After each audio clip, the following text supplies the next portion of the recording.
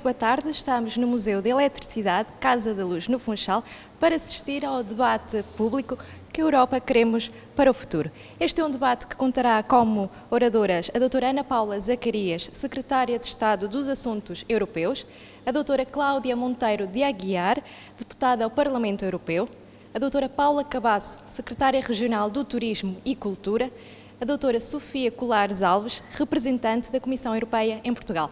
São 4 mulheres, 4 caras da Europa, aqui no Funchal, para debater a atualidade europeia. Irão debater os temas mais importantes e que maior preocupação os cidadãos têm e responder às questões da audiência. Aqui, aproveito para fazer um apelo a quem nos está a ver em direto através do canal Na Minha Terra, para participar, para colocar as vossas questões, as vossas dúvidas, as vossas opiniões, através da nossa página do Facebook, Na Minha Terra TV, e também através da página do Facebook da representação da Comissão Europeia em Portugal.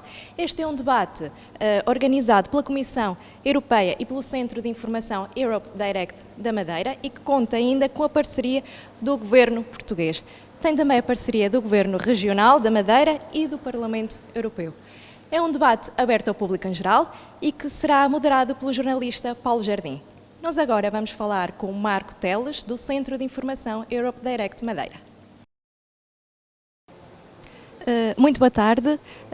Este é um debate que se insere no quadro Iniciativa Encontros Diálogos com os Cidadãos, que é o terceiro que decorre no Funchal.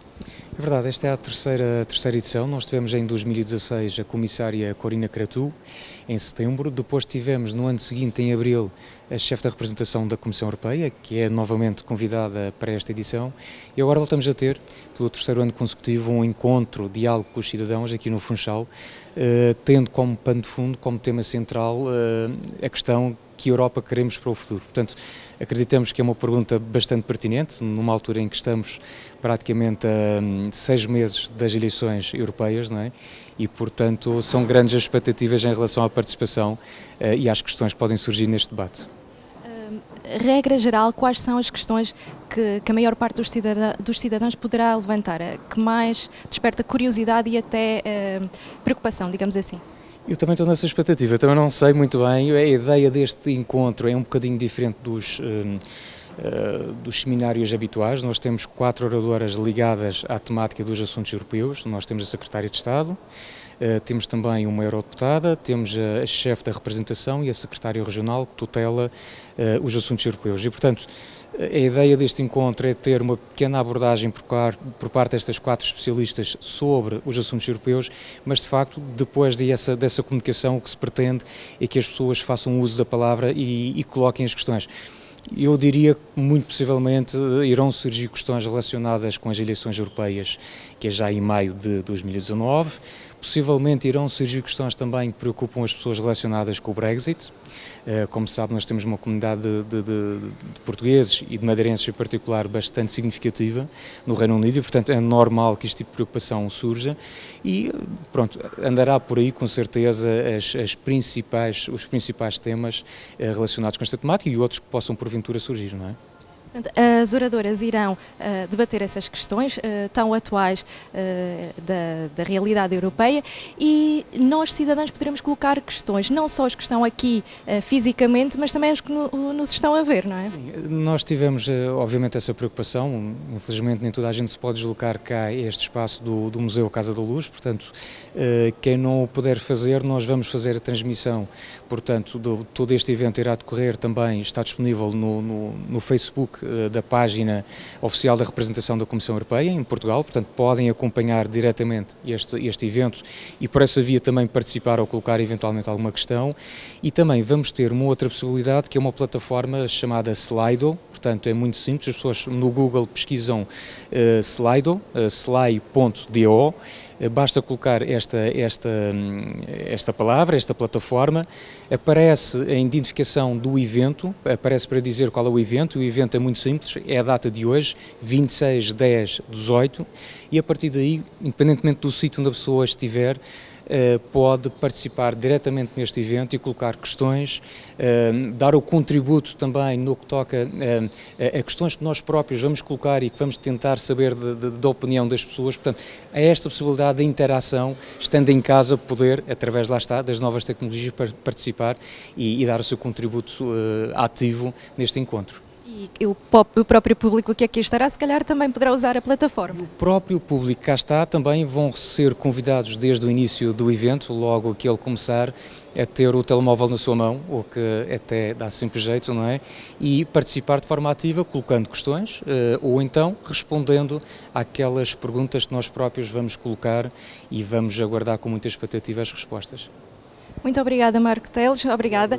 Vamos então agora aguardar pelo início deste debate público. Que Europa queremos para o futuro? Um debate que conta então com 4 caras da Europa, 4 oradoras de renome, se assim podemos dizer, a doutora Ana Paula Zacarias, secretária de Estado dos Assuntos Europeus, a doutora Cláudia Monteiro de Aguiar, deputada ao Parlamento Europeu, a doutora Paula Cabasso, secretária regional do Turismo e Cultura, e a doutora Sofia Colares Alves, representante da Comissão Europeia em Portugal.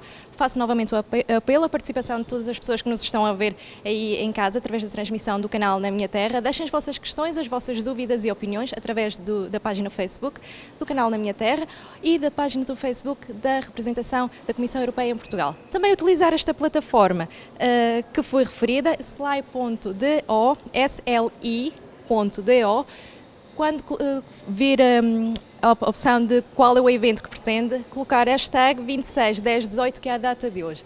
E pode participar em direto e colocar as vossas questões. Vamos então passar ao debate. Ora, então, muito boa tarde a todos.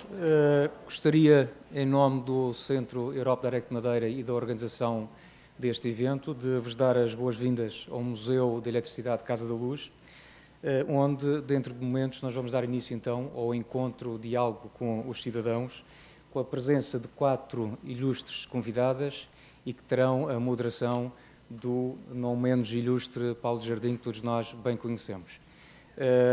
Dito isto, e antes de dar a palavra às nossas especialistas, queria-vos dar aqui uma excelente notícia, que o encontro, o diálogo com os cidadãos tem um formato um tanto ou quanto diferente. Portanto, o que se pretende é que realmente daí desse lado haja bastante participação neste debate, nesta conversa, se quiserem, e por isso mesmo a boa notícia é que, ao contrário dos eventos habituais, não precisam de pôr o telemóvel escondido em cima da perna. A ideia é que usem mesmo o telemóvel neste encontro. Portanto, eu vou-vos fazer um convite, desde logo. O primeiro é perguntar se toda a gente tem telemóvel. Eu penso que sim, toda a gente há de ter. Ligarem-se à rede daqui da empresa de eletricidade, está aqui na parede, portanto, usam a rede EEM Guest. A password também está disponível, EEM Livre 2017. E depois ia-vos fazer um convite para uma plataforma que eu creio que será do agrado de toda a gente, sobretudo tendo em conta que nós temos aqui um público bastante jovem e adepto desta situação. Esta plataforma chama-se Slido, portanto, tem apenas que ir ao Google no vosso telefone e colocar a informação sly.do, vai aparecer um menu igual a este que estão a ver no vosso ecrã e pedia apenas que colocassem aquela referência, aquele hashtag 261018. O código é fácil de explicar, é a data de hoje, não é? Portanto, 261018, e a partir daí não precisam de fazer qualquer registro, não precisam dar o nome nem nada que se pareça, vão entrar numa estrutura que terá mais ou menos esta apresentação. A partir daí, estando dentro do Slido, de forma anónima ou de forma identificada, e se assim o quiserem, podem naturalmente registar-se, podem colocar questões que serão depois dirigidas às nossas oradoras, às nossas convidadas, e também nós temos aqui uma outra situação, que são questões que vamos lançar à plateia e que se pede que façam a votação através desta plataforma. Portanto, eu creio que a primeira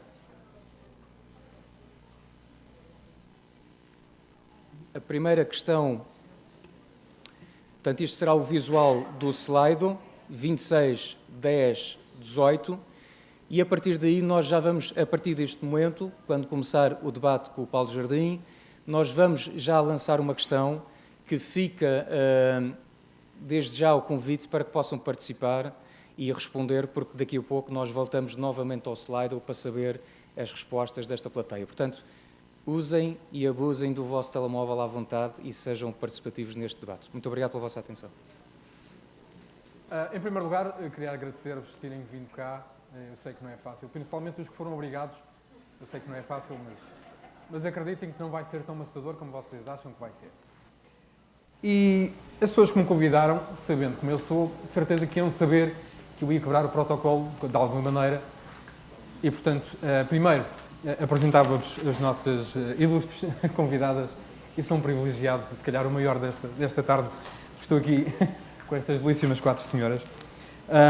E começávamos ali pela ponta, a representante da Comissão Europeia em Portugal, Sofia Polares Alves, depois a nossa secretária regional do Turismo e Cultura, Paula Cabasso, a nossa eurodeputada da Madeira, Cláudia Monteiro de Aguiar, e a secretária de Estado dos Assuntos Europeus, Ana Paula Zacarias. Mas, como disse, quebrava um bocadinho o protocolo. Eu sei que nós não vamos ter grandes discursos, vamos ter pequenos apontamentos de 5 minutos, nem sequer, mas permitam-me que o primeiro seja meu, e mesmo que não permitam, vai ter que ser, ninguém me pode tirar daqui agora. E, portanto, deixem-me só falar-vos do primeiro contacto que eu tive com o conceito de Europa e com o conceito de uma união ou de uma comunidade europeia. Estávamos em 1992, eu sei que para vocês daí para trás é muito longe, e tínhamos acabado, na altura era a Comunidade Económica Europeia, tinha acabado de ser assinado o Tratado de Maastricht. O Tratado de Maastricht, que depois deu origem à União Europeia e à União Monetária, mas havia uma grande polémica, como há sempre, ciclicamente na Europa, parece que o mundo vai acabar quando acontece alguma coisa de errado com um país. A Dinamarca não assinou esse tratado, e pronto, havia assim algum sururu. Não havia internet, nem havia telemóveis. É a primeira base. Eu tinha 14 anos e andava e tinha acabado de me inscrever no Clube Europeu da minha escola, em Santa Cruz. E, portanto, o Clube Europeu era uma espécie de sociedade secreta com 4 ou 5 pessoas. Na altura, a informação que nós recebíamos era informação oficial, aqueles prospectos que vocês viam lá fora, não havia internet, não havia nada disso. E era aquilo que recebíamos pelos jornais e pela televisão, que também era mais pelos jornais, pela televisão, pronto, era relativamente pouco. E a minha primeira experiência com uma comunidade europeia, a comunidade europeia ajudou-me a desfazer a barba pela primeira vez. Porquê? Eu tinha 14 anos e então não tinha barba, tinha meia dúzia de pelos aqui na cara, daqueles que chateiam, vocês sabem o que é. E então eu estava no Clube Europeu e no final do ano tínhamos que apresentar um trabalho sobre a Europa, a Comunidade Económica Europeia, para ser apresentado no Montado do Pereiro, numa reunião de clubes europeus, que éramos para aí 4 ou 5, imagino, já não me lembro bem. Eu e um colega meu gizámos um plano brilhante de fazer um teatro musical sobre o Tratado de Maastricht. Exato. Uau! Foi a única vez e provavelmente a última que eu fiz teatro na vida. Mas pronto, o teatro era basicamente 2 alentejanos que estavam na Madeira, era um teatro musical, 2 alentejanos que estavam na Madeira a falar sobre o Tratado de Maastricht. Foi assim um bocado, eu sei. E então, eu inventei uma desculpa ao meu pai, alentejano que se preze, ou alentejana, tem bigode. Tinha na altura, agora já não. E eu disse ao meu pai, vou ter que usar um bigode postiço, tenho que desfazer aqui a barba, senão isto arranca-me à bruta aos pelos todos que eu tenho na cara. E o meu pai ajudou-me a fazer a barba pela primeira vez. E por isso eu estou muito agradecido à Europa, porque aos 14 anos permitiu-me fazer a barba, que vocês sabem, se calhar não têm 14, tem um bocadinho mais, mas que para um miúdo de 14 anos, desfazer a barba é o equivalente a matar um dinossauro com as mãos. É o rei lá da escola. Mas não só por isso. Porque estava no Clube Europeu, acabei por aprender muito, o possível, naquela altura, com a informação que tínhamos, sobre a Comunidade Europeia, que estava a tornar-se numa União Europeia, numa União Monetária, e acabou por ser uma ótima experiência para mim, e que eu trouxe ao longo dos anos, isto já foi há 26 anos, até aos dias de hoje, continua a ser um tema que me interessa muito. Pronto, agora como já contei esta história, Se calhar, porque vamos ter esta interação de que nos falou o Marco, e penso que até já podem começar a escrever as vossas perguntas à vontade, daqui a bocadinho vamos a elas, mas vamos permitir que as nossas convidadas nos falem um bocadinho também sobre esta Europa e sobre o futuro da Europa, porque afinal, ao fim e ao cabo, e não pensem que a Europa acaba porque vai sair o Reino Unido ou porque vai acontecer alguma coisa noutro país qualquer. A Europa é mais do que um país, são muitos países e, portanto, a Europa é suficientemente forte quanto fortes são os países que a constituem. E, portanto, se calhar começávamos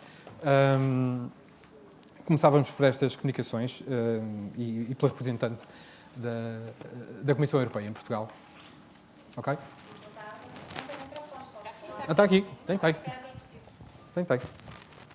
Muito boa tarde e muito obrigado por terem vindo e partilhar este momento connosco. É sempre um prazer regressar à Madeira. Eu gostaria de... Vamos ter aqui 1 hora e temos aqui...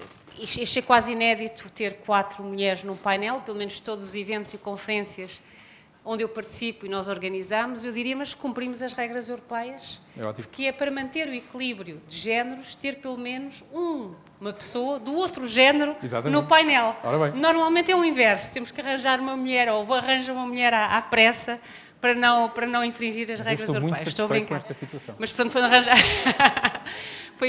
foi só por essa razão que o Paulo foi convidado a moderar este debate.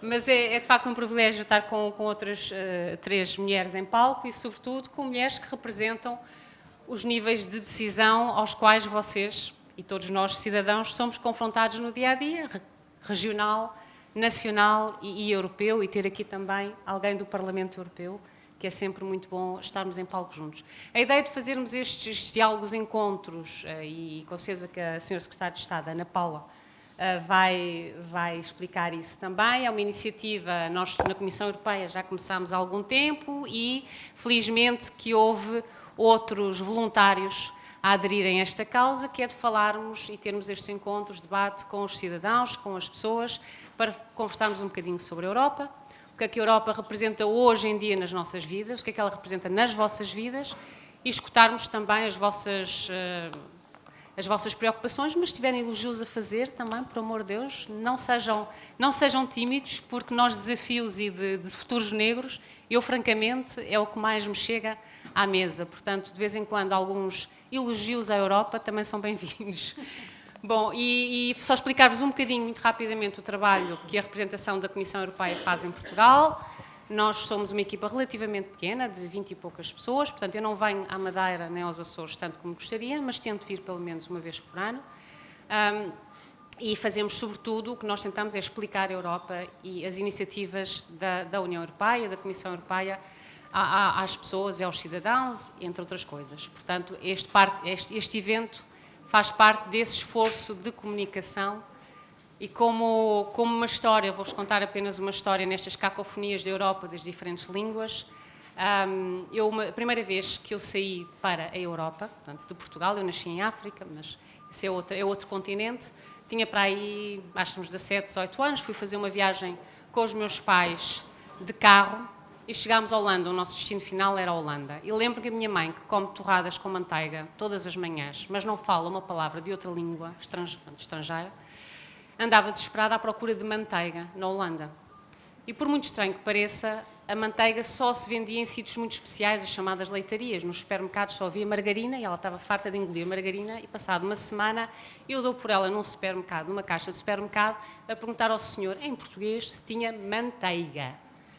E o senhor, um holandês, um jovem, olhava para ela e ela dizia, mas não tem manteiga. E ia aumentando o tom de voz, manteiga!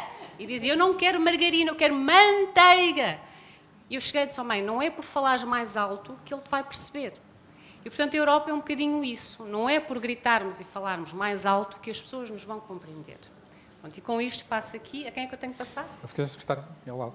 Eu trazia um discurso muito elaborado, agradeço a quem me escreveu, mas não vou precisar dele. É melhor não. Eu disse que eu ia precisar. É esse o espírito.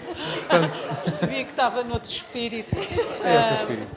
E era muito bonito, de facto, mas fica para outra oportunidade. Depois publicamos, para quem quiser ver. É verdade, começámos este debate. Sr. Secretário, Começámos este debate como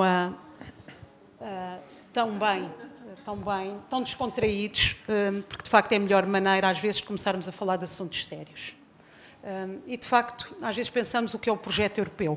E eu olho para esta plateia, que são na sua grande maioria jovens, e de facto vocês já tiveram a sorte de nascer, a maior parte de vocês já nasceu integrado na União Europeia, portanto, já nasceu com uma noção de que o espaço que vos rodeia vai muito para além do nosso espaço territorial físico, de Portugal, das ilhas e de Portugal continental. E de facto, pensem bem neste território. Estamos a falar num território onde se vive em paz há muitas décadas. Poucos se podem orgulhar disto. Estamos a falar de um território onde se praticam valores que são essenciais, a democracia, a liberdade, um território que é muito diversificado, a sua maior característica é a diversidade, mas que ao mesmo tempo respeita as diferenças.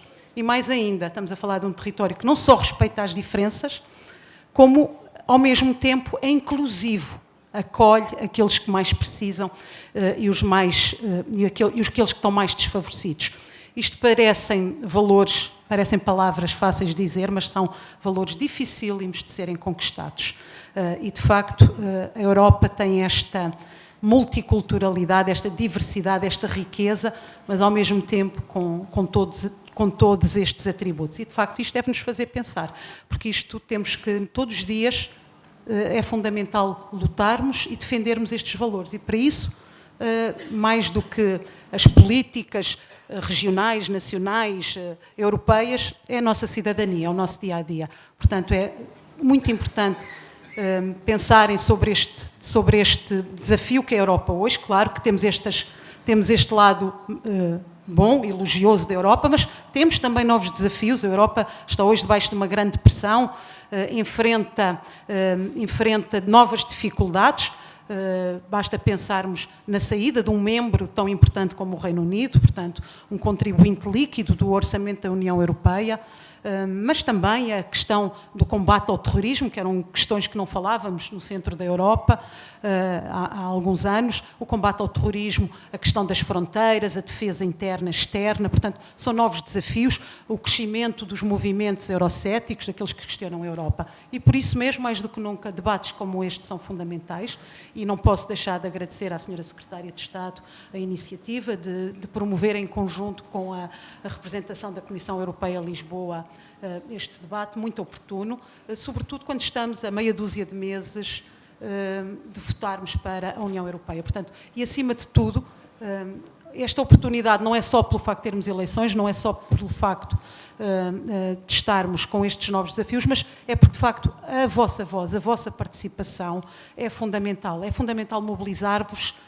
para que vocês se inteira, se informam e que também ao mesmo tempo esclareçam as vossas dúvidas, porque o que eu sinto, e eu tenho a tutela dos assuntos europeus há muito pouco tempo, como sabem, há menos de um ano, e ainda hoje dizia à Sra. Secretária de Estado, que é diplomata de carreira e, portanto, tem muito mais experiência do que eu nesta matéria dos assuntos europeus, que quando comecei a estudar os assuntos da União Europeia, era algo em que a própria linguagem era difícil, era preciso um raciocínio, um mecanismo que de facto, às vezes, dificulta a própria compreensão e tudo isso passa por simplificarmos e a ver estes debates, perceber como é que a União Europeia funciona, quem são as diferentes instituições, o que é que se discute, em que é que isto influencia o nosso dia-a-dia e, de facto, é com o debate, é com a participação de todos. Aproveito para também agradecer a presença da Sra. Eurodeputada, pelo brilhante, não só pela sua presença, mas como pelo brilhante trabalho que tem feito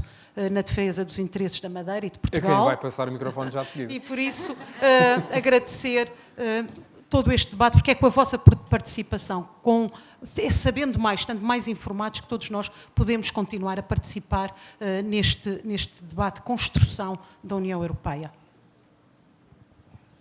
Cláudia Monteiro da Guiar, a nossa eurodeputada, uma das nossas eurodeputadas. 5 minutos a contar. Já vi que o moderador está... Já está. Muito bem. Cumprimentar todos, cumprimentar aqui as ilustres colegas de painel e, obviamente, dizer que é um gosto estar aqui a debater assuntos que nos interessam tanto e que interessam, sobretudo, àquela faixa lá atrás, que são os nossos jovens e que têm de começar desde já a pensar e a agir sobre os assuntos que são o futuro. Não fiz a barba, ou não desfiz a barba, há uns 14 ou 15 anos atrás. Ainda bem. Graças a Deus. Ainda bem. Mas dizer que o primeiro contacto, se calhar, com a realidade europeia foi, e se calhar hoje não estaria aqui também, porque abriu-me o mundo, foi ter participado no programa Erasmus. Com 17 ou 18 anos, quando entrei para a faculdade, tentei ter mais conhecimento daquilo que era este projeto europeu. E, de facto, o programa Erasmus é um programa fantástico para os jovens porque permite abrir horizontes, conhecer novas realidades, conhecer outras sociedades, a forma como pensam e a forma como devemos interagir uns com os outros. Porque falamos sempre de uma Europa, da diversidade europeia, e o programa Erasmus permite isso mesmo, conhecer a diversidade e ganhar novas competências. Obviamente, esta geração, este público, não terá de gritar bem alto manteiga, porque já sabem dizer em inglês butter, e obviamente que têm outros desafios pela frente. E esta Europa é de facto uma Europa que tem cenários negros, desafios constantes que temos que pensar e agir, encontrar soluções, mas é também uma Europa de oportunidades.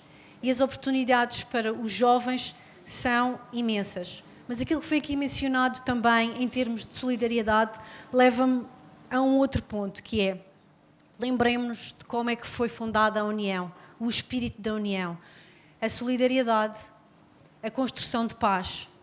E esse projeto mantém-se, pelo menos nos últimos 70 anos, mantém-se. E é isso que nós queremos continuar para o futuro. E é por isso que os jovens têm um papel fulcral em entender o outro, em continuarmos a ser solidários, entender esta questão da migração, o que é que está a acontecer nos outros países e porque é que temos pessoas a chegar ao continente europeu, o que é que podemos fazer, mas também pensarmos um outro grande desafio para os jovens. Desculpem-me estar orientado muito para os jovens, mas com uma plateia também, peço desculpa aqui à primeira e à segunda fila, mas também são muito jovens. É isso. Não é uma ofensa. É uma questão de não, perspectiva. mas estou a olhar lá para trás e queria muito que, pelo menos estes últimos 4 anos, tenho estado em contacto com as escolas e é preciso fazê-los entender o que é este projeto europeu e qual é a importância de termos uma voz também a defender os nossos interesses nas instituições europeias. Mas dar um pulo para o futuro e falar dos desafios como a inteligência artificial, os desafios da digitalização que estão a mudar a nossa sociedade, a forma como interagimos, a forma como também temos de repensar a educação. Para estes jovens, 50 minutos numa sala de aulas é uma chatice já, porque hoje em dia, com as tecnologias, a informação é rápida, é dispersa e precisamos também ter gestores de informação, porque precisamos ensinar a gerir a informação, a quantidade de informação que chega a cada um de nós. Serve também aos jornalistas. Por falar em gestão de informação? Serve também aos jornalistas porque podemos eventualmente falar das fake news, do populismo que tem surgido um pouco por toda a Europa, dos novos partidos ou dos novos movimentos que têm surgido e porquê que têm surgido, e esse é também um desafio que temos de discutir. Peço desculpa, tinha muito mais para dizer, mas voltamos à segunda parte. Obrigadíssimo. Obrigado. Senhora Secretária de Estado dos Assuntos Europeus, Ana Paula Zacarias. Muito obrigada, Paulo. Muito obrigada a todos por estarem aqui. É um prazer estar aqui com as minhas colegas de painel. E eu pegaria no que a Cláudia acaba de dizer. Estamos aqui na Casa da Luz. Esta é a Casa da Luz. Nós precisamos, neste momento, de luz. Precisamos de pensar com clareza, com claridade, o que é que queremos para o futuro. E porque realmente aparecem no horizonte algumas nuvens. O Paulo falava há bocadinho, e achei muito interessante, que a Europa foi-se fazendo um bocadinho aos rambotões, ou seja, crise, depois vem outra crise. Há sempre uma crise. Há sempre uma crise. Mas também há sempre soluções. Claro. Até agora, olha, eu tenho a idade da Europa. Não estou assim tão acabada quanto isso, pois não. Nem a Europa. Então, nem a Europa. Mas os desafios que temos pela frente são muitos. Estamos, talvez agora, já passámos coisas muito difíceis ao longo destes 60 anos. A senhora Europa já passou por muita coisa, mas neste momento está numa encruzilhada importante, porque um filho saiu de casa. E quando um filho sai de casa, assim, inopinadamente, nós começamos a perguntar-nos o que é que aconteceu aqui? Por que é que este filho quer sair? É só porque quer ser livre e independente? Se for só isso, enfim, tudo bem. Mas se há alguns problemas dentro da nossa própria casa, este é o momento de pensá-los. E, efetivamente, a encruzilhada em que nos encontramos passa por muitas coisas complicadas. Passa, como disse a Cláudia e como disseram as minhas antecessoras e painelistas, por ver um problema complicado que foi a crise económica e financeira que todos sentimos na pele. E que ainda, embora já tenhamos conseguido ultrapassar em grande medida, continua a deixar cicatrizes e deixou, em muitos casos, a sensação de que a desigualdade está aí, na rua. Por outro lado, assistimos coisas terríveis na televisão, graças a Deus que foi na televisão, que não as vivemos nós. Ataques terroristas, gente com facas na mão, aos gritos, que ataca inopinadamente na rua. As pessoas têm medo. O medo cria fechamento. O medo faz com que a gente não tenha vontade de olhar para o outro, olhos nos olhos. Depois, em 2015, de repente, milhões de pessoas começaram a chegar às costas da União Europeia, tentando entrar na busca desesperada de novas condições para a sua vida. Refugiados, migrantes que nós vimos atravessar a Europa em hordes enormes e que, se aos primeiros 50 conseguimos manifestar toda a solidariedade, aos 150, aos 1.500, ao 1.500.000, fez-se... Será que nós conseguimos integrar todos? E como vamos fazê-lo? E todos de uma vez, não é? E todos de uma vez. Então, todos estes problemas combinados com o terrível momento em que o filho diz: pronto, agora quero-me ir embora. E porquê? I want my control back. Quero a minha vida, quero controlar a minha vida, não quero estar nesse grupo. Quero ser amigo do grupo, mas não quero estar lá dentro. Então, este é o momento em que nós temos que questionar que Europa queremos, como queremos. Queremos mais Europa? Mais regras? Mais coisas conjuntas? Queremos uma Europa mais solidária? Ou queremos uma Europa em que só se fala de mercado, por exemplo, e das questões económicas? O que é que queremos para a Europa? Para responder a esta pergunta, estão aí as eleições em breve. Mas para que vocês possam participar nas eleições, e por favor participem, para que não aconteça aquela coisa horrível de no dia a seguir ao Brexit, a pergunta que mais se foi feita na internet era: o que é a União Europeia? E o que é o Brexit? No dia a seguir ao referendo. Não é no dia a seguir, é no dia antes, que é preciso estar lá e é preciso fazer as perguntas. E para isso é que nós achamos, em conjunto com a delegação da Comissão Europeia em Lisboa, que era preciso fazer estes encontros. Trata-se do futuro da Europa, vamos falar. Trata-se de Portugal na Europa, encontros com os cidadãos. Estas atividades do lado da Comissão já vão em mais de 500 ou 600 encontros, mais de 1000 em toda a Europa. Em Portugal, nós fizemos, no quadro dos nossos encontros com os cidadãos, cerca de 30 encontros. Vamos fazer mais até ao fim deste ano, em todas as regiões do país. faltava-nos aqui a nossa querida Madeira, e por isso aqui estou, e é fundamental que todos possam participar. O que é que vai sair daqui? Vai sair daqui um relatório nacional sobre o que vocês nos perguntam e sobre as respostas que vamos dando. Esse relatório nacional vai se juntar aos relatórios dos outros 27 Estados-membros e serão apresentados aos chefes de Estado e de Governo no próximo Conselho Europeu e depois serão utilizados para fazer a próxima estratégia da União Europeia 2030. Portanto, o que vocês nos perguntarem tem força e vai servir para o futuro. Aproveitem hoje, façam muitas perguntas no Slido, aqui estamos para ajudar, não a dar respostas, porque as respostas não podem ser minhas, as respostas têm que ser de todos nós. Muito obrigada. Muito bem. E começamos já pelas primeiras perguntas. Bom, a primeira questão, ou a primeira situação é agradecer a vossa colaboração. De facto, dizer-vos que vai ser completamente impossível responder a todas as questões que aqui surgiram, porque de facto aderiram em massa a esta plataforma do Slido, mas de qualquer forma queria-vos dizer que o que não for possível responder cá, com certeza que as nossas convidadas, nós vamos fazer chegar estas questões, irão ficar arquivadas e com certeza poderão depois refletir e tentar responder a estas questões. Há aqui uma situação que aparece logo em destaque, foi votada 7 vezes, pelo menos, pelas pessoas aqui na sala, que é com o Brexit poderá visitar o Reino Unido sem muitas limitações e quanto à questão da universidade. Claramente terá sido algum estudante preocupado com estas situações. Temos aqui outras mais, portanto, temos também sobre a situação da condição de mulher, será entendida como vantagem ou não no percurso político. Perguntas também relacionadas com o Presidente da Comissão Europeia.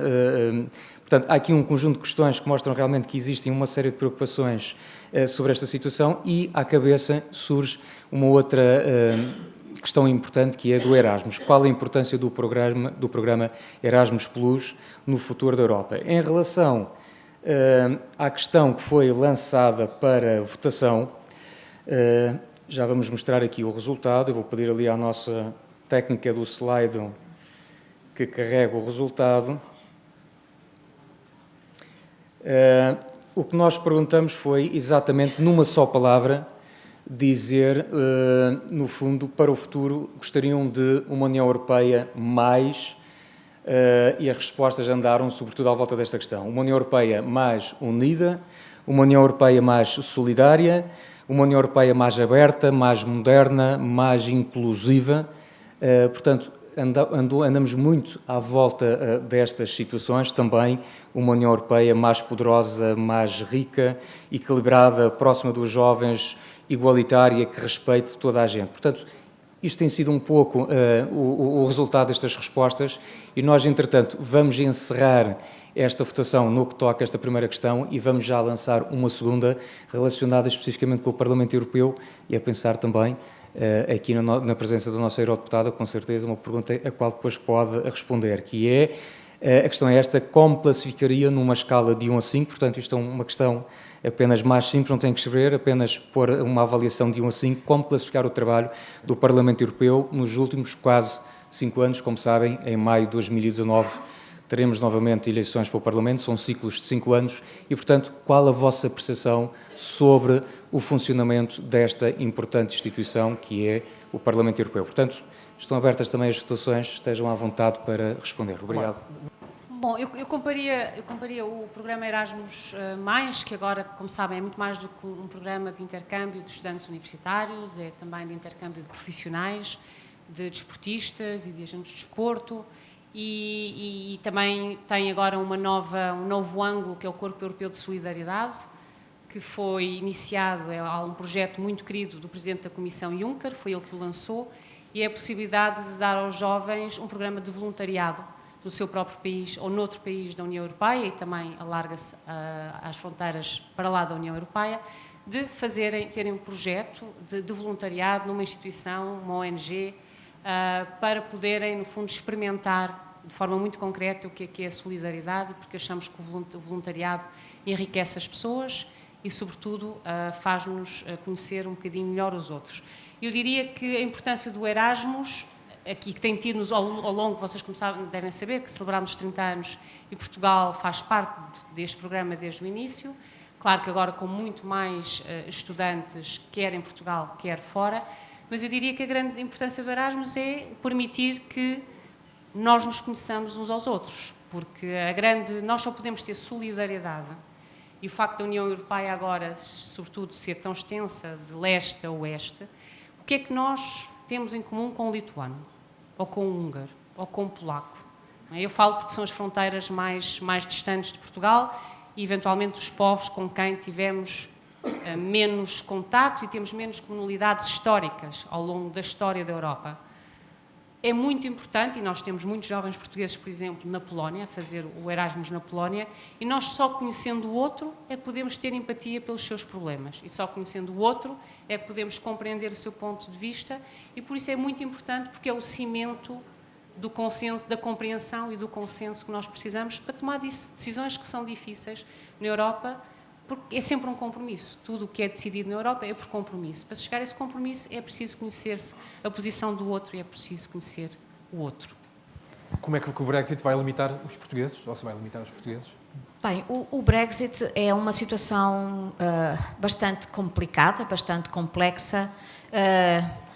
O nível de interligação das economias europeias, o nível de interligação legislativa é tão grande que nós às vezes esquecemos-nos disso, ou seja, tudo o que está aqui à volta nesta sala, muitas das coisas que estão aqui são produto de legislação europeia.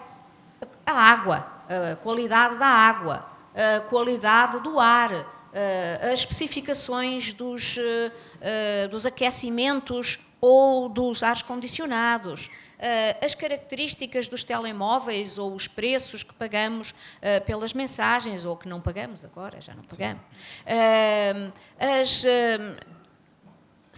Mais de 64% da nossa legislação é efetivamente feita hoje em Bruxelas.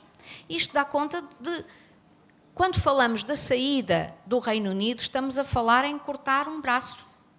É uma parte de nós que vai embora. Um tentáculo, vá. Um tentáculo, chamemos-lhe, pronto, porque seriam 27 braços. Isso significa que todo o procedimento de saída do Brexit é muito complicado, é muito complexo. Onde é que nós estamos neste momento? Isto é um divórcio e, portanto, o que nós dissemos àqueles territórios. Então ficou decidido que uma das garantias é não haver fronteira física entre as duas Irlandas. É disso que estamos a tratar. É estes elementos que constituem o acordo de saída, o acordo de divórcio. Este acordo está praticamente concluído. Só falta a questão das Irlandas, que é muito difícil. Porque imaginem aqui na ilha, quer dizer, que havia aqui uma divisão a certa altura e que uma parte da ilha queria se separar, não a ilha inteira, mas uma parte da ilha queria se separar de Portugal, imagina. Como é que isto ficava? Nós diríamos, está bem, vamos fazer aqui uma fronteira. Aonde? Onde é que pomos a fronteira? Há de se lembrar que há uns anos falou-se muito disso. Não uma parte da ilha, mas da ilha toda. Da ilha toda. Mas é que se fosse a ilha toda, mas neste caso ainda é mais difícil, porque é só metade da ilha. Claro. Então, esse é o ponto que está a ser tratado, esse é o ponto que ainda não se conseguiu resolver e que tem que se resolver até dezembro. Pegado a este acordo, vamos ter uma declaração política que ditará o que vai ser a nossa relação futura. Vontade de querer mudar. E, portanto, são desafios que temos de ultrapassar. Não são impedimentos, nem devem ser impedimentos, mas que senti algumas dificuldades, senti. E é por isso que julgo importante também, cada vez mais, nas listas que se façam nos vários Estados-membros, a cota de jovens a participar nas listas deve ser considerada. Eu compreendo perfeitamente e valorizo imenso a experiência de quem passa por vários cargos e que tem uma experiência que se transforma no Parlamento Europeu em ação política, em transformação da legislação. Mas é preciso dar voz aos mais jovens, porque muitos destes desafios que falamos da União Europeia passam também pela juventude e ouvir os anseios da juventude. E acho que é muito importante ter nas listas dos vários partidos não só caras novas, mas gente com pensamento aberto e preparado também para aceitar estes novos desafios que aqui falamos, das migrações, de entender o próximo, de compreender as diferentes religiões que temos também dentro do espaço europeu, e trabalhar todo o manancial da digitalização que é fulcral e que está, não falamos ainda disso, mas que está a influenciar claramente o nosso dia-a-dia, dia-a-dia dos cidadãos. Muito bem, obrigado. Eu, se calhar, passo aí à Sra. Secretária, agora fazia eu uma pergunta à Sra. Secretária. Durante muitos anos houve a ideia na Madeira que a Europa era um saco aberto de dinheiro que íamos lá buscar à medida das nossas necessidades, quer precisássemos ou não precisássemos, porque há uma frase-chave dos últimos anos que era um crime perder dinheiro à borla. Ainda há, a Sra. Secretária sabe o que é que eu estou a falar, devem saber todos, mas há essa ideia de que, do saco aberto ainda?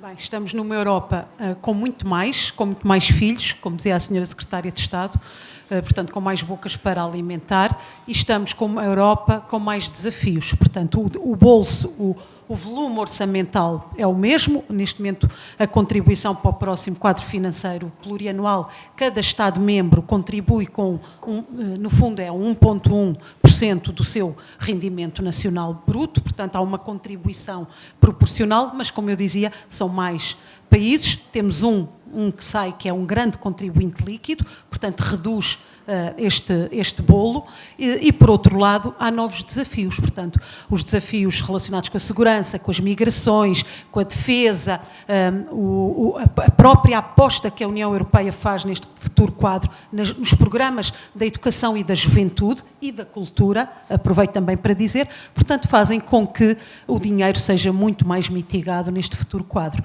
E, por isso mesmo, a prova de que a abundância já não é assim tão grande é de que começámos este quadro financeiro, o futuro quadro financeiro, começámos com o anúncio de cortes em políticas que para nós são quase sagradas, que é a política de coesão e a política agrícola comum. Portanto, um corte de 7% na política de coesão, que é no fundo, e quando nós estamos a falar da Europa, de aproximar a Europa aos cidadãos, a política de coesão foi provavelmente a política que mais visibilidade deu à União Europeia, portanto, aquela que mais tocou os cidadãos, porque estamos a falar dos apoios às empresas, portanto, importantes incentivos ao setor empresarial, à criação de emprego, ao crescimento, portanto, e quando se anuncia um futuro quadro financeiro plurianual com um corte de 7%, nesta política faz-nos a todos, naturalmente, ter algum receio, mas também sabemos que tudo está aí aberto. Mas deixe-me interrompê-la aí para lhe fazer uma questão, e porque não estou a trabalhar no meu domínio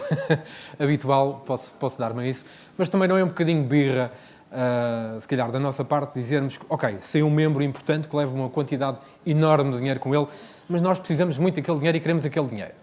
Mesmo com a Europa com menos dinheiro. Não, repara, a questão do Brexit, como a Sra. Secretária disse há bocado e muito bem, não é só uma questão do envelope financeiro, tem a ver com o facto de ser um grande parceiro da União Europeia, aliás, e a nós na Madeira, reparem, o Brexit tem aqui logo duas questões que nos fazem pensar e preocupar. Uma, a questão do turismo, não diretamente pela questão Brexit, porque os ingleses não vão deixar de viajar, mas pela questão da desvalorização da Libra. E isso já sentimos no nosso dia-a-dia. Os dados do turismo mostram que perdemos cerca de 6% de ingleses em relação ao ano passado. E estes números ainda são mais expressíveis a nível nacional, quando falamos no Algarve ou em Lisboa. Estamos a falar na questão do vinho Madeira, não só porque é um dos principais mercados de exportação do vinho Madeira, até mais que em quantidade, é em valor. Os britânicos têm uma grande valorização do vinho Madeira, portanto, dão uma preferência pelas categorias superiores. Além disso, foi o mercado que até hoje mais fiel foi ao vinho Madeira ao longo da sua história. Portanto, estamos a falar, não é de implicações reais para a União Europeia, não só económicas, mas também de laços que se têm. Foi uma maneira ardilosa de fugir à pergunta, mas passamos ali a palavra àquele senhor. Muito obrigado pela oportunidade que me dão de colocar. Diz só o seu nome, por favor. Henrique Sampaio. Por colocar uma questão que eu dirigia essencialmente à Sra. Secretária de Estado, porque penso que, até pela sua experiência diplomática, estará com certeza mais à vontade para poder responder à questão que gostaria de colocar, sem prejuízo de, eventualmente, outras pessoas quererem fazê-lo. A questão tem a ver com, digamos, a expectativa que o projeto europeu pode ou não pode ter no futuro próximo. Porque a questão que tem sido muito centrada até agora na questão dos efeitos do Brexit, mas eu penso que a questão europeia, o projeto europeu, até pelas eleições que se avizinham, tem outras nuances também muito preocupantes. Desde logo a circunstância de hoje quase metade dos países que fazem parte do projeto europeu terem uma influência da extrema-direita no poder executivo. Por outro lado, a recente situação italiana, em relação ao desrespeito pelo déficit orçamental, e, portanto, eu acho que a Europa está confrontada com sérios desafios e com sérios problemas, e eu penso que a questão da esperança, é sempre bom colocarmos a questão numa perspectiva de esperança, mas penso que também é bom que os cidadãos tenham consciência de que a esperança pode não ser tudo. E, portanto, é bom que as pessoas tenham consciência de que tem havido sérios atentados às liberdades. Há países que estão na União Europeia que estão apenas interessados em receber o envelope financeiro. Refiro-me, por exemplo, à Polónia e à Hungria, que desrespeitam diariamente até a separação de poderes. E há, por outro lado, tem havido morte de jornalistas que têm, ou que estavam a investigar projetos de financiamento comunitário que foram assassinados. Recentemente um na Bulgária, já tinha havido também na Eslovénia, em Malta, e portanto eu acho que é preciso que todos nós tenhamos consciência de que estamos perante problemas sérios e problemas que eu não sei até se vão agravar, porque neste momento penso que é mais ou menos evidente ou conhecido que um terço, supostamente, dos deputados do Parlamento Europeu são considerados eurocéticos, mas a possibilidade de essa faixa se aumentar existe, até porque há um movimento recém-criado que agrega partidos de extrema-direita e que está interessado, obviamente, em influenciar o projeto europeu. Portanto, o projeto europeu, tal qual como conhecemos, corre, do meu ponto de vista, riscos sérios. E é importante que as pessoas tenham consciência disso e que reflitam sobre isso e que tenham presente que a ameaça que paira sobre o projeto europeu é uma realidade. E, portanto, era sobretudo sobre toda esta temática que eu gostaria de ouvir a opinião da senhora Secretária de Estado, porque penso que até, como já disse anteriormente, pela sua experiência diplomática e também pela pasta que ocupa no governo português, estará com certeza mais habilitada a poder fazer alguma reflexão em torno da questão que eu acabei de colocar. Muito obrigado pela atenção. Obrigado, é uma ótima questão, Sr. Secretário. Vamos tentar não falar 2 horas sobre isso. Pois, essa é a questão. Eu estou inteiramente de acordo com o que o senhor acabou de dizer. Os desafios nesta área são muito grandes, porque nós tivemos um enorme desafio económico, financeiro e social com a crise, que acabou por provocar, em muitos casos, uma divisão norte-sul na Europa. Vimos-la, assistimos. Essa divisão norte-sul, aos poucos, agora foi sendo... o espaço foi diminuindo, as circunstâncias económicas permitem-nos pensar que a crise, o pior da crise já passou, mas temos que nos preparar para a próxima, porque sabemos que estas coisas são cíclicas, há de vir por aí outra crise. Esse é um ponto também muito importante, temos que estar preparados para isso. Isso significa que a União Económica e Monetária tem que ser completada. Temos que fazer a União Bancária, temos que fazer a União do Mercado de Capitais, temos que ter uma capacidade financeira e fiscal da zona euro, mas isso, enfim, esse é um tema. O outro grande tema é este tema da democracia. Eu há bocadinho estava a falar aqui com a Cláudia e a contar que ontem tive uma lição de economia muito interessante com o Ministro dos Negócios Estrangeiros da Grécia, que esteve aqui e que fez uma avaliação desta situação que eu achei muito interessante. De uma forma muito breve, o que ele dizia é o seguinte: as pessoas compreendem como é que funciona o mercado. O mercado funciona, se eu trabalhar muito, vou ganhar mais, se eu produzir, tenho mais, mas depois há umas pessoas que têm o capital e que têm o acesso aos meios de produção. Esses investiram e têm direito a ter uma remuneração também por isso. Ou seja, há os ricos e há aqueles que trabalham e que produzem e que têm uma real expectativa de que o seu salário seja mais ou menos ajustado à sua capacidade de produção. Entre os ricos que têm esse controle dessa capacidade de produzir e os que produzem, existem as políticas públicas.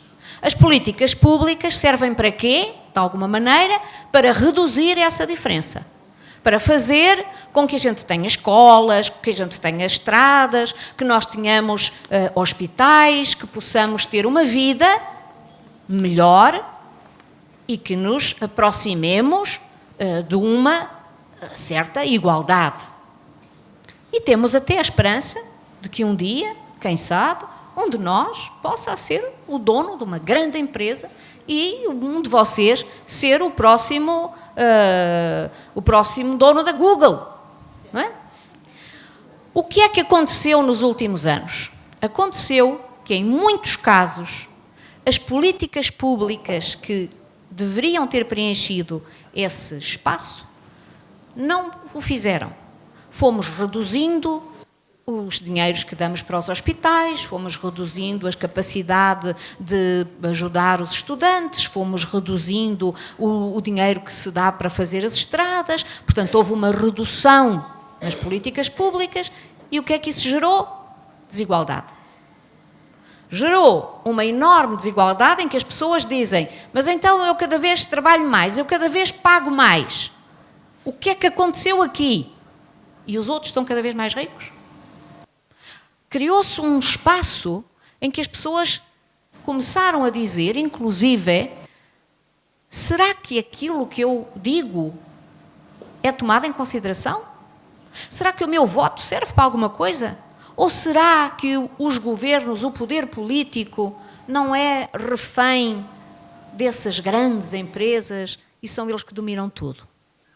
Isto é muito perigoso, porque faz com que as pessoas pensem: se o meu voto não serve para nada, para que é que eu vou votar? Segundo, se eu acho que a minha vida está pior do que o que estava há alguns anos atrás, o que é que eu faço agora? E o que é que eu faço com os meus filhos? Terceiro, será que eu preciso da democracia? Será que não é melhor ter aqui um sujeito qualquer que venha e que ponha ordem na coisa? E é isso que nós estamos a assistir.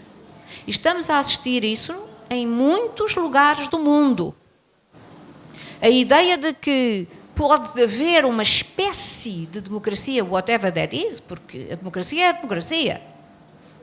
E baseia-se nos partidos políticos, baseia-se na participação, baseia-se no voto.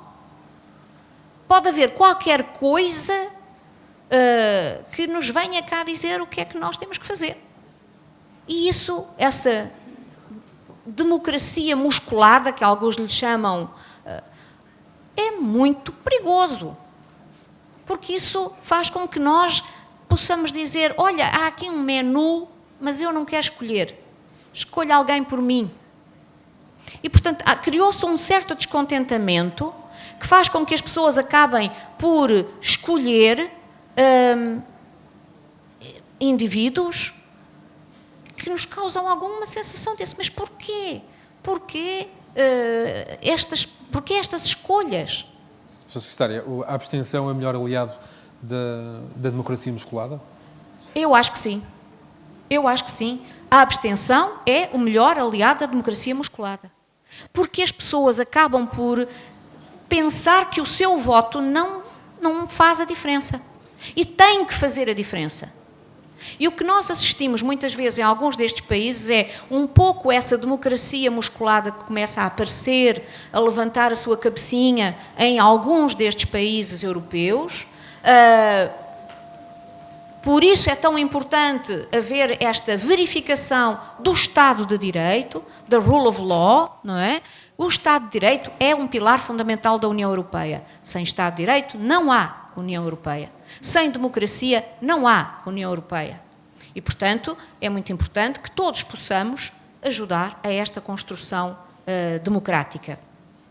E isto é importante agora para as eleições do Parlamento Europeu, porque sim, vão aparecer, essa é a beleza e a fragilidade da democracia, é que aparecem partidos políticos antidemocráticos ou grupos antidemocráticos dos quais a gente pode votar. É a contradição em términos da própria democracia, mas isso é fundamental. E, portanto, vão aparecer provavelmente muitos partidos mais pequenos, partidos eurocéticos, de todos do espectro político, podem ser de extrema esquerda ou de extrema direita, mas extremistas, e o Parlamento Europeu poderá estar muito mais fraccionado e ser muito mais difícil no próximo Parlamento Europeu aprovar legislação e tornar ainda mais complicada o funcionamento das instituições europeias. Não sei, Cláudia, aqui sobre o Parlamento, o próximo Parlamento. Não, apenas acrescentar, de facto estávamos aqui há pouco a trocar pequeninas mensagens enquanto nos colocava a questão, dizer que esta é uma preocupação que nós temos também no Parlamento Europeu. Aliás, este quadro financeiro que está a ser redesenhado ou desenhado para o futuro analisa esta situação e quer rapidamente queremos que ele seja fechado, porque precisamente temos em conta que a próxima composição do Parlamento Europeu pode ser difícil no sentido de fazer aprovar alguma coisa, alguma legislação. E porque há bocadinho a Sofia aqui dizia que dos consensos, o deputado ao Parlamento Europeu é um negociador também e tem de gerar consensos. A beleza do trabalho parlamentar é também termos outros deputados de outros Estados-membros, com outras forças políticas, mas porque existe democracia, onde é possível dialogar, colocar em cima da mesa as perspectivas diferentes e chegar a um acordo.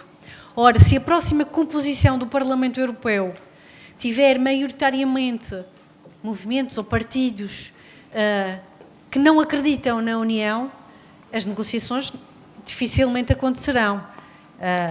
Os bloqueios serão enormes, serão à ordem do dia e dificilmente avançaremos com qualquer coisa.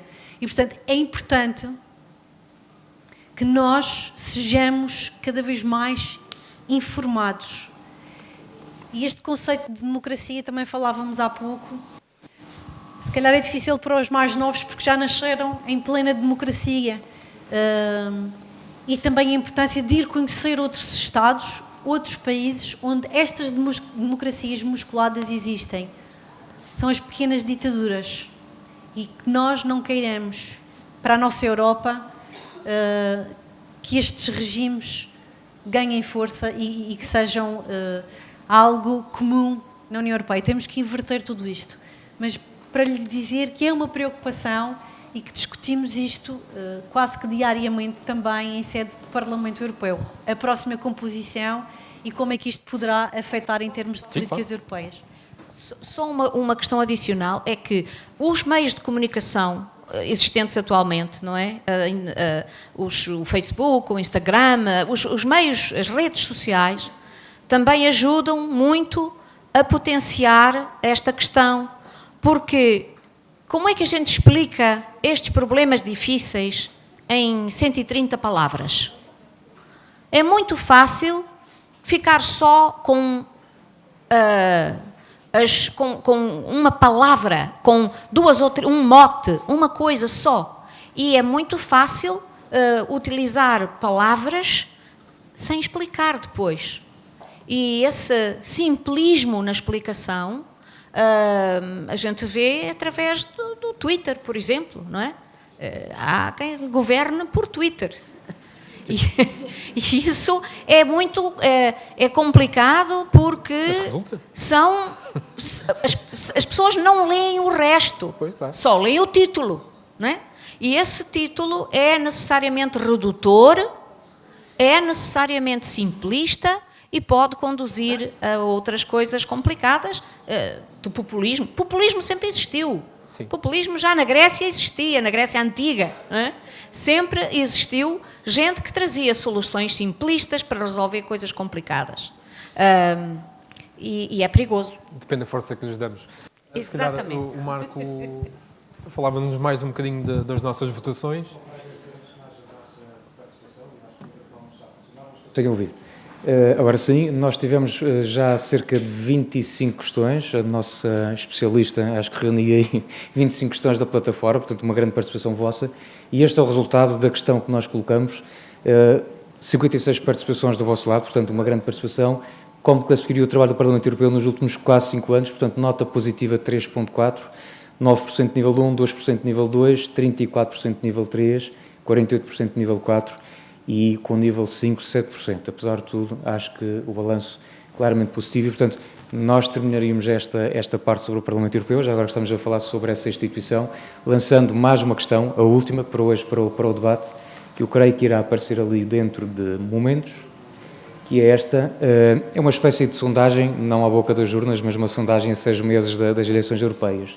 Se consideram ou não participar nas eleições em maio de 2019. Já agora vamos tentar saber o resultado já daqui a pouco, Paulo. Muito bem. Isto pode-se votar várias vezes a mesma pessoa ou só uma? Ok. Pode como temos aqui uma eurodeputada e um antigo eurodeputada que devia estar aqui um bocadinho inquinado. É bom saber que as instituições funcionam. Mas se calhar fazia ali duas questões. Bom, começando então pela última questão, e é uma questão ainda à qual eu não sei vos dar resposta, aliás, foi uma das questões que foi conversada com o Governo Regional na nossa reunião de hoje de manhã, em que o Governo Regional, e penso que o Governo da República, estão a sensibilizar não só a Comissão Europeia, o Parlamento Europeu, as outras instituições europeias, pelo facto de ter esta situação um bocadinho inédita no quadro, não é inédita para nós portugueses, porque tivemos situações semelhantes no passado, mas inédita no quadro europeu, de que temos, de facto, um fluxo de migrantes que que são nacionais, que são portugueses e que não são países, não são, portanto, cidadãos de um Estado terceiro, de um país terceiro. E isto não está acolhido na legislação existente e nas ferramentas financeiras, nos fundos que são disponibilizados às entidades públicas, aos governos regionais, para fazerem face, nomeadamente, para poderem integrar e ter as dotações financeiras e o apoio financeiro que necessitam para integrar essas populações. Portanto, nós estamos em contacto para ver como é que podemos alterar isto, nomeadamente para o próximo quadro financeiro, que os fundos que vão ser, portanto, os fundos comunitários, a fatia do bolo do orçamento comunitário, que vai ser dedicado a ajudar os governos locais, regionais e nacionais a integrar fluxos de migrantes, também seja adaptado a fluxos migrantes de nacionais, mas que estão em condições completamente iguais a outros migrantes que nos chegam de outros países terceiros. A diferença é que têm passaporte português. Portanto, eu não estou no cerne destas negociações, mas acho que o bom senso impera e acaba sempre por imperar. Pelo menos eu sou otimista o suficiente para o pensar e acho que vamos encontrar, obviamente, uma solução, porque é uma solução portanto, é uma questão que é muito importante de resolver nos tempos mais próximos. Não é? O que é que Portugal oferece? O que é que Portugal pode fazer para não ficar para trás? Eu acho que Portugal pode fazer aquilo que está a fazer, é trabalhar. Eu acho que é muito importante trabalharmos. Eu vou falar agora mais em termos de sociedade e de economia. Acho que é muito importante, acho que tem-se feito um esforço muito importante de consolidação orçamental, de redução da dívida pública, aquelas coisas que vocês ouvem no telejornal e eu acho que há de náusea, não é? Porque quando eu cá cheguei, pelo menos, e mesmo nos últimos 2 anos, aquilo que eu testemunho é que se fala muito de questões económico-financeiras, mas elas são importantes. E, portanto, na senda daquilo que se tem passado a nível da União Europeia, portanto, temos uma situação económica em termos de redução da taxa de desemprego, apesar do desemprego jovem ainda ser bastante importante em Portugal, tem que continuar a trabalhar na área das competências, da educação e da qualificação. Acho que é uma área que nós em Portugal ainda temos um déficit de competências. E agora que temos uma situação de crescimento económico, aquilo que eu mais ouço, e estive há pouco tempo no Porto, com a Associação de Empresários de Portugal, em que eles explicavam que tem imensa falta de mão de obra qualificada. Portanto, nós temos ainda um gap, não é? Temos que o ultrapassar em matéria de competências, em matéria de formação profissional e de educação, e nomeadamente de qualificações digitais, como dizia a Cláudia há pouco. Quer dizer, vocês sabem, os jovens hoje em dia sabem, mas não é suficiente saber gerir um telemóvel ou um iPad. É muito mais importante adotar outro tipo de qualificações digitais e, portanto, esta é uma área em que se vai trabalhar muito. Este é o convite a Portugal, vai continuar a trabalhar muito para não perder as oportunidades que se irão apresentar no futuro, nomeadamente no mercado digital e cada vez mais integrado. Deixem-me só agora fazer mais uma provocação aqui à nossa secretária. Já agora posso só complementar a questão da Venezuela, já agora esta questão porque nos toca muito diretamente. O que é que o Governo Regional tem feito junto das instâncias comunitárias? Portanto, a nível, o que temos pedido no fundo é que sempre que se equacionem apoios específicos para os migrantes, aliás, há um reforço financeiro desta área, precisamente por esta problemática, o que nós temos pedido no fundo é que é alterar o conceito de migrante. O migrante não é só aquele que vem de país terceiro, que no fundo sai do seu país de origem, que é um país terceiro e entra na Europa, por motivos de razões humanitárias, mas no fundo que estes que regressam, mas que têm passaporte europeu, mas no fundo também fogem por razões humanitárias, possam beneficiar destes mesmos apoios. Portanto, não faz sentido que o conceito de migrante só contemple a ajuda humanitária a quem vem de países terceiros. Também estes, que apesar de terem passaporte português, muitos deles nem sequer conhecem a região onde se integram, seja Portugal continental, seja a Madeira, nem sequer falam a língua, mas que no fundo possam beneficiar dos mesmos apoios que os migrantes vindos de países terceiros tenham, apoios a nível da aprendizagem da língua, à educação, à juventude, à habitação, etc. Está bem? Isto era só para complementar. Agora, a minha provocação, a secretária sabe que eu gosto de si, portanto, é por causa disso. Alguém que provavelmente 80%, 90% das obras que se fazem em Portugal neste momento são cofinanciadas, serão cofinanciadas. Porquê é que não se convida a Comissão Europeia para as inaugurações? Olha, uma boa pergunta, é uma bela questão, também não tinha pensado nela, mas no fundo somos todos europeus, todos nós representamos a Europa também, não é? Mas é de facto o grande cofinanciador de grandes projetos que temos feito. Mas não é só nas obras, é nos programas de apoio dos Erasmus e também não convidamos a Europa para ir com os jovens em Erasmus, não é? Não sei se a senhora secretária de Estado quer responder também, eventualmente, já que são as únicas duas governantes. Não, eu tinha aqui várias coisas que gostaria de dizer. Também em relação à Venezuela, o governo português tem estado muito atento a esta questão, tentando que haja a nível europeu, também a nível político, um diálogo com as autoridades venezuelanas para que esta situação se resolva da melhor maneira possível. Portanto, há um diálogo a nível político para evitar que haja, quer dizer, para tomar em conta os interesses da comunidade portuguesa na Venezuela, que é fundamental para nós. E se me permite, em relação àquela pergunta anterior sobre Portugal e o que é que podemos fazer para não ficar para trás, eu acho que Portugal não está atrás. Portugal não está atrás. Portugal não é nem um país atrasado, nem um país pequenino.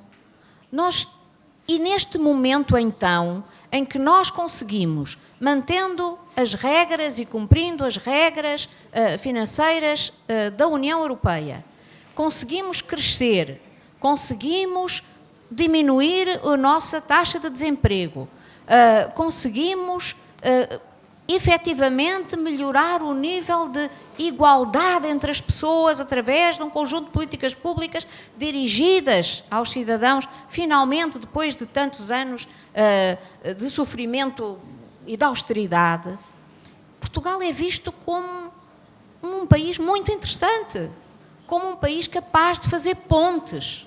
Muitas vezes me dizem e não assim... Muros. E não muros. Porque não, me dizem muitas vezes, Portugal é um país mediterrâneo, que está ali com a Espanha, com a Itália, com a França. Está em boa companhia, somos um país mediterrâneo. Mas somos um país atlântico. Nós somos um país atlântico e a Madeira, melhor que ninguém, sabe disso. E ao ser um país atlântico, nós também temos alianças, tínhamos com o Reino Unido, obviamente, e continuaremos a ter, mas também temos com a Irlanda, com os nórdicos, com os bálticos. Nós somos capazes de fazer isso. Por outro lado, um país com quem temos uma relação económica muitíssimo importante dentro da Europa é a Polónia. E com eles continuamos a conversar. Muitas vezes vêm países dos Balcãs falar connosco, pedir-nos, venham ver-nos, venham lá explicar como é que Portugal conseguiu chegar onde está. Porque nós, alguns países dos Balcãs, o Montenegro, por exemplo, quer entrar em breve na União Europeia e pede-nos como é que vocês fizeram. Portanto, nós às vezes temos esta sensação de que as coisas não estão tão bem, mas é sempre bom. Eu acho que o Rossio, a Praça do Rossio, ou aqui, a Praça Central aqui do Funchal, é muito mais bonita e muito mais interessante quando a gente está lá fora. Nós vamos lá fora e dizemos, ai, que bonito que era o Rossio, e eu nem tinha dado conta. Ou que grande que é a Serra da Estrela, ou que fantástica que é a Ilha da Madeira. Porque nós temos que amar-nos mais um bocadinho. Nós precisamos de gostar de nós próprios, precisamos de acreditar que Portugal é um país fantástico, porque os outros acreditam, mas a gente às vezes parece que tem dúvidas. A culpa é do fado, o fado não nos deixa... Mas há muita coisa que eu acho que a gente pode fazer e estes jovens que estão aqui têm essa enorme responsabilidade de levar o país para a frente e de levá-lo com essa ar de vela aberta por cima do oceano e vela aberta na Europa, caminhando por aí, porque nós somos capazes de aprender que se diz butter, aprender que se diz beurre, aprender que se diz manteiga e sabemos fazê-lo de uma maneira muito nossa. Obrigada. Ainda, já que estás com... Meio minuto para complementar aqui. Sim, mas deixa-me só... Queria só aqui aproveitar um minuto enquanto a senhora secretária se retira. Boa viagem. Dar aqui duas notas. Eu não vou entrar em termos políticos a falar da dívida pública face ao que era e ao que estamos. Mais 500 milhões, menos 500 milhões. Pronto, não vou entrar nesse campo, não é este o espaço e o tempo. Mas dizer que em termos de investigação e ciência, Portugal está muito à frente em termos de União Europeia. E, portanto, tenham isso também, e a Madeira também. Em consideração. E dar dois casos de áreas distintas, outra vez com as tecnologias e com a digitalização ao serviço das várias áreas. Por exemplo, em questões ambientais, que é um dos desafios do futuro da União. Não falamos das alterações climáticas e de todo esse processo que precisamos de trabalhar. Mas existem, afinal existem as alterações climáticas? Existem, estão à vista. Ok. Não se esqueçam que estamos a utilizar os drones e a Madeira, há pouco tempo o Governo Regional fez também uma ação com drones para a limpeza dos oceanos e das nossas praias. É a tecnologia ao serviço de uma área que nos é muito querida e que tem que ver com os projetos futuros para combater também as alterações climáticas. Os drones, a investigação, a tecnologia ao serviço da agricultura. Há jovens agricultores apoiados por projetos da União Europeia, da Europa, dentro da política agrícola comum, que utilizam também as novas tecnologias a aplicar na agricultura, que é uma área tão interessante e que Portugal tem dado cartas neste sentido. E uma área que também me é muito querida, que é o turismo. E como de facto temos evoluído em termos de país, também aplicando as tecnologias e aquilo que se discute na União Europeia. Falamos muito em smart destinations, smart cities e tudo aquilo que temos de trabalhar em termos de cidades, de destinos para colocar a digitalização ao serviço dos cidadãos. Trabalhar as informações, os dados pessoais, que é um outro tema que está em debate e a ser trabalhado em termos de legislação, como é que trabalhamos os dados pessoais, a proteção dos dados pessoais e como tudo isto tem influência no nosso dia-a-dia. Por isso, quando nos perguntam, lá em Bruxelas, o que é que estão a fazer que influencia diariamente os cidadãos e a nossa vida? Todas estas áreas da tecnologia, aliada à limpeza dos mares, à questão dos poluentes, à questão da agricultura, é fulcral e são assuntos tão interessantes que nós temos de também transmitir a quem nos ouve. Porque já estamos, imagino, quase no final. Eu estou a dar aquele desconto da pontualidade portuguesa do início, mas antes gostava de fazer uma última questão. Vai ser candidato... Não, estou a brincar. Não, ainda não. Só daqui. Eu vou-vos atirar as piores coisas que se podem dizer da União Europeia, que não serve para nada. O euro veio fazer subir os preços em Portugal e no resto dos países menos desenvolvidos do que os mais. Há um extremar de posições por causa da Europa. Com estas coisas todas, o que é que as faz avançar? Numa frase, porquê é que continuam a fazer isto? Podemos começar ali pela... Eu não estava à espera de perguntas filosóficas. Porquê é que fazemos isto? Porquê é que fazemos a União Europeia? Fazemos a União Europeia porque precisamos uns dos outros e porque a única maneira, eu diria, de sobreviver neste mundo é estarmos unidos. Aquilo que apareceu no início no Slido, eu quero uma Europa mais unida, é exatamente aquilo que eu desejo para a Europa. Eu quero uma Europa mais unida porque mais do que... Obviamente, quando o barco está... Quando o sol brilha, estamos a falar porque traz prosperidade e ninguém tem dúvida, acho que em relação a isso, e sobretudo um país como Portugal, porque nos traz uma série de oportunidades que nós podemos aproveitar e que já falámos aqui, mas sobretudo porque no mundo global e de policrises é aquilo que nos vai permitir sobreviver e ser mais fortes. Porque acredito que a União Europeia faz sentido, porque esta geração, nasceu nesta União Europeia que nós conhecemos. São enormes os desafios, já sabemos, já aqui identificamos muitos deles, mas faz mais sentido estarmos unidos e sermos também uma potência lá para fora do que separados e com este ímpeto que tem surgido por vários Estados-membros que não de todo não faz sentido naquele que é o viver e o dia-a-dia. A democracia, o respeito pelos direitos humanos e vivermos num clima de paz. Isso é fundamental e porque acredito que todos nós temos um papel na sociedade. É o de querer transformá-la e de construir e de deixar um país, uma união melhor para aqueles que nos seguirão. Obrigado. Se nós não estivermos na União Europeia, em que galáxia é que vamos estar? Porque mesmo o maior país da União, sozinho, é pequeno. No fundo, o Reino Unido está neste processo de separação e pode fazê-lo de alguma maneira, porque é a 7ª economia mundial.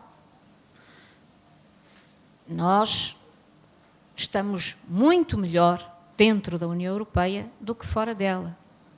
E, portanto, eu acredito nessa União Europeia que nos mostra aqui o slide.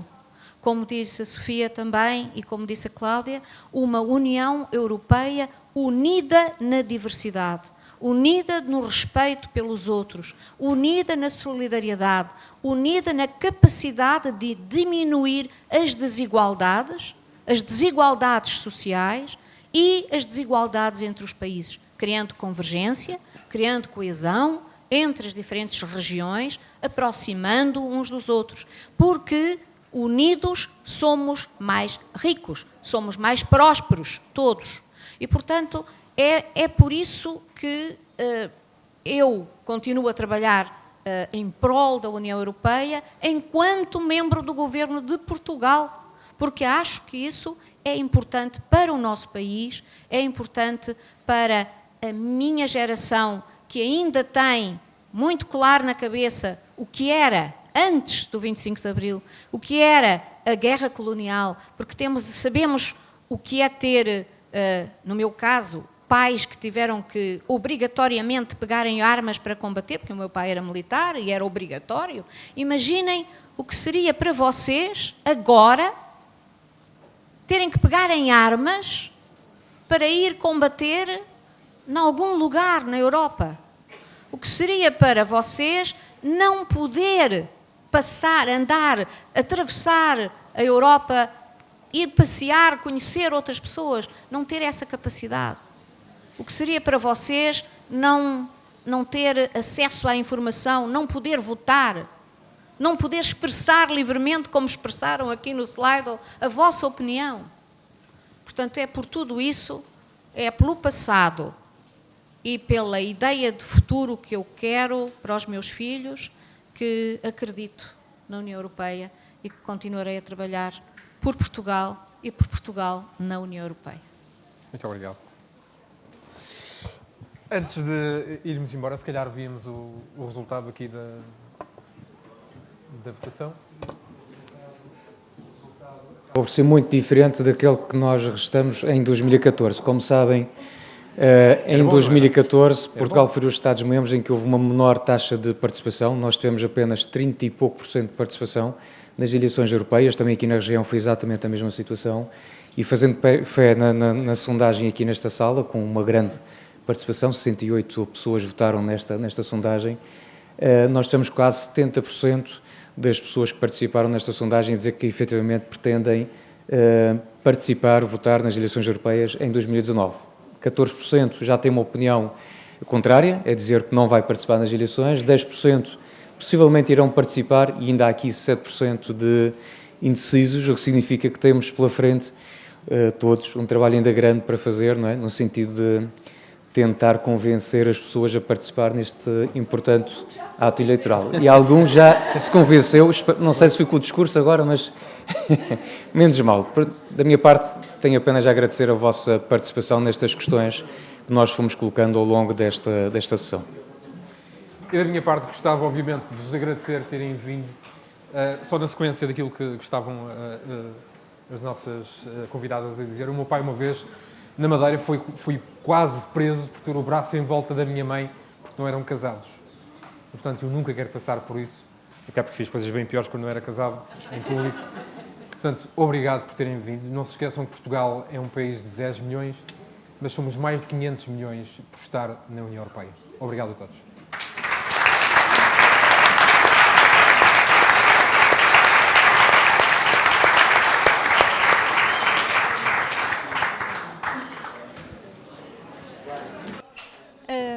E estou então com a doutora Sofia Colares Alves, representante da Comissão Europeia em Portugal. Doutora, um balanço desta iniciativa, deste debate que assistimos hoje no Funchal. O balanço é muito positivo. Foi um debate muito participado, com muitas questões.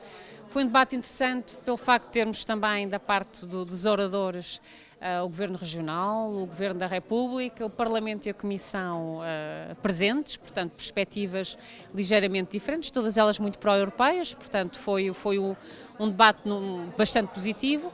Acho que a parte do público foi muito participada, acho que foi questões muito diversas, desde de questões de natureza mais política, mais financeira ou económica, de futuro, do papel também que Portugal poderá desempenhar e ter neste desenho do futuro da Europa, mas também passando por questões de ambientais e de novas tecnologias e portanto, foi muito variado e foi muito participado. E acabou por demonstrar no fim, com a última questão, que a maior parte das pessoas pretende votar então nas próximas eleições. Pois, foi bastante entusiasmante, não é? Porque nós viemos aqui, um dos objetivos deste debate, além de escutar as pessoas para perceber que perspectiva é que têm da União Europeia, que futuro é que querem para esta União Europeia, também é sensibilizar as pessoas para votarem nas eleições europeias. E, portanto, ter quase 70%, não é? A amostra na sala foi muito positiva e quem me dera que fosse assim na realidade. Esperemos que sim, que as próximas eleições tenham uma grande adesão por parte da população portuguesa. Muito obrigada, doutora Sofia, obrigada pela sua presença. E nós, então, despedimos-nos, acabamos assim esta transmissão em direto do debate público Que Futuro para a Europa, que Europa queremos para o futuro. Resta-me só dizer o meu muito obrigado a todos aqueles que nos acompanharam e despedimos-nos então aqui desde o Museu da Eletricidade Casa da Luz no Funchal. Até breve.